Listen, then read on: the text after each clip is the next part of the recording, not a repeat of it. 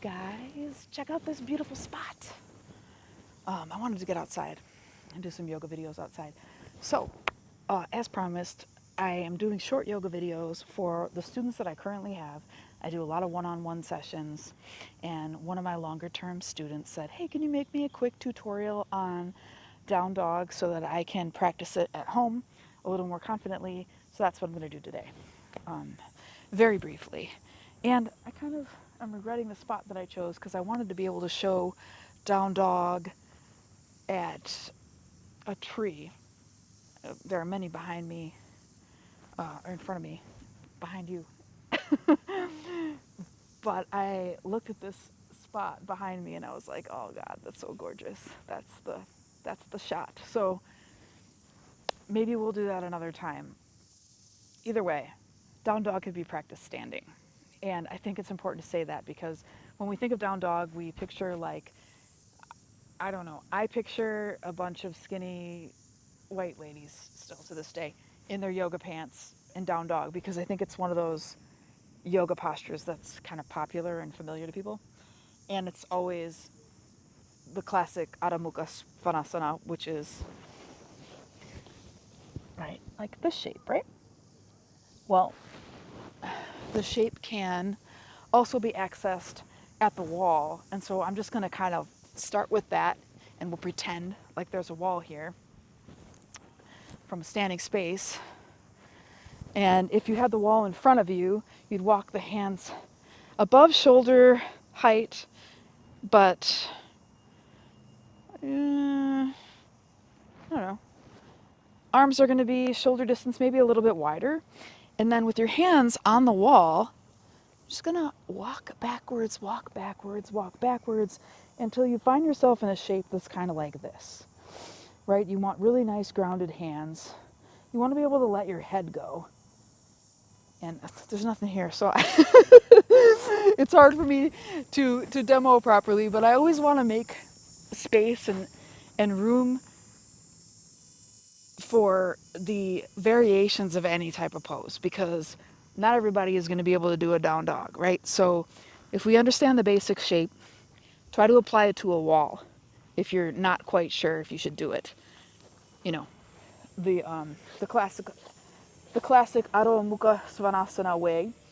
Okay, and if we do want to try it, how about we curl the toes under and instead of just lifting straight up into the posture, curl the toes under, lift the knees, and start to scoot yourself back while you keep the knees bent until you can get into some sort of estimation of this shape, right? So right now I'm bringing my heels all the way down. I have not been able to do this until recently. Like bringing your heels down, first of all, it's totally unnecessary. It's not like a feature of the posture, but people want to do it. But it's not something you have to stretch yourself to do automatically, especially. And where else was I going with this? Okay, something about um, common understandings of the posture and then what is actually accessible and available, such as getting your heels down. But also, when you go to do a down dog, a lot of times people are in such a hurry to straighten the legs and get the heels down that what happens is something like this. The posture is a little short and it's a little, I'll call it top heavy, meaning the top of my body, my upper body weight is pouring into my wrists and I'm very vertical with my arms.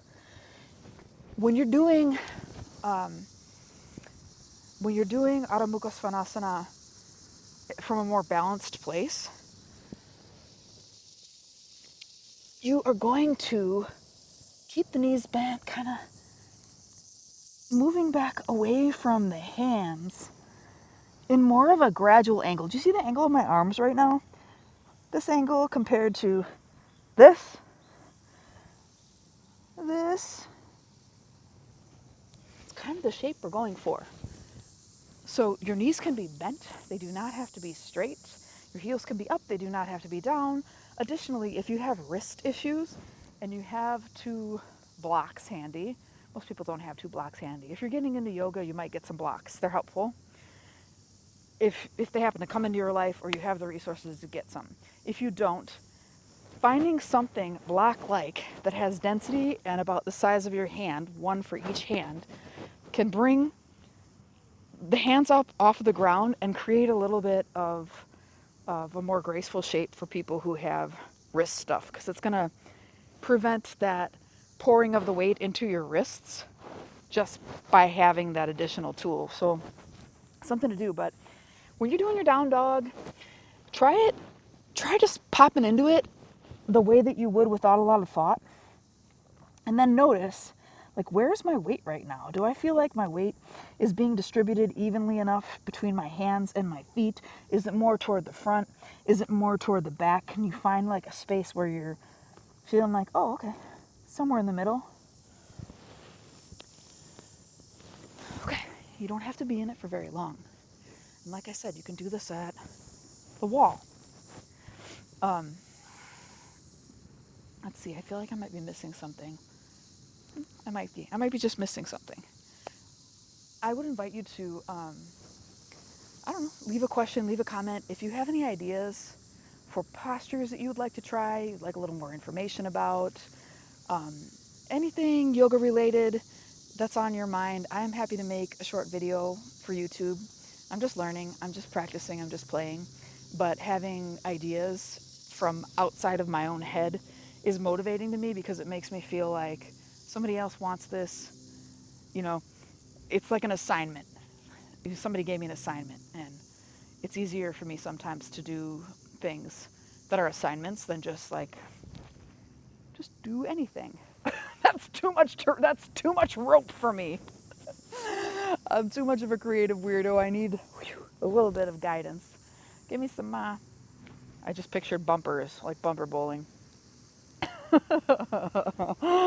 So anyway, that is my little quick few tips on Adho Mukha Svanasana, aka downward facing dog. Remember, you can do it at the wall, you can do it with some blocks, and you can do it with your knees bent, and you really should, especially if you got tight hamstrings when you're just learning. So thank you for coming and practicing today, or just learning something new with me. Until next time.